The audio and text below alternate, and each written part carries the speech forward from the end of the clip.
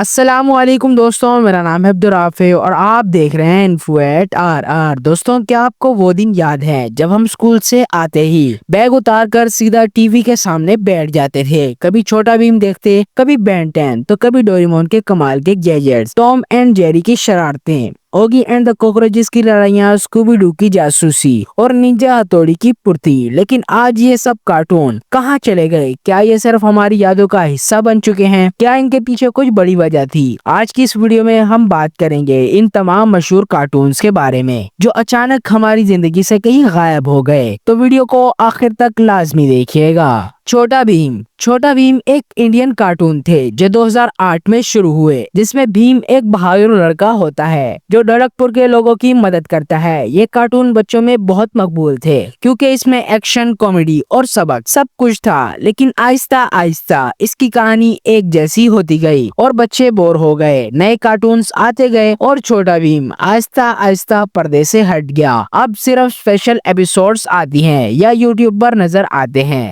بین 10 امریکی کارٹون تھے جس میں ایک بچہ بین ایک خاص واچ سے 10 ڈیفرنٹ ایلین میں تبدیل ہو سکتا تھا۔ یہ 2005 میں شروع ہوئے اور کئی سالوں تک بچوں کے سب سے پسندیدہ کارٹون رہے، لیکن وقت کے ساتھ ساتھ اسے بار بار ریبوٹ کیا گیا، پہلے ایلین فورس، پھر الٹیمیٹ ایلین اور پھر اومنیورس۔ لیکن بین 10 کلاسک والا مزہ دوبارہ نہیں آیا، اس وجہ سے بچوں کی دلچسپی ختم ہو گئی اور بین 10 بھی غائب ہو گئے۔ ڈوریمون جاپنیز کارٹون تھے جو ایک بلی کی طرح کے روبوٹ کی کہانی تھی جو نوبیتا کی مدد کرتا تھا۔ اس میں ہر مسئلے کا حل تھا، ایک نیا گیجٹ جو بچوں کو حیران کر دیتا تھا۔ پاکستان اور انڈیا میں یہ کارٹون اتنا مقبول ہوا کہ ہر بچہ نوبیتا جیسا بننا چاہتا تھا، لیکن بعد میں اس پر تنقید ہونے لگی کہ یہ بچوں کو سست بنا رہے ہیں۔ نوبیتا ہر بات پر روتا اور خود کچھ نہیں کرتا تھا۔ بعض ملکوں میں اس پر پابندی بھی لگی اور کئی چینلز نے اسے دکھانا بند کر دیا۔ اب یہ صرف یوٹیوب پر رہ گیا ہے۔